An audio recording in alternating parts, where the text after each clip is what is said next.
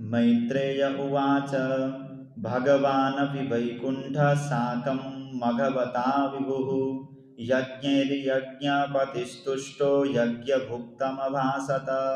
श्रीभगवानुवाच एष ते कारसीद्भङ्गं हयमेधसतस्यः क्षमापयत आत्मानममुष्य क्षन्तुमर्हसि।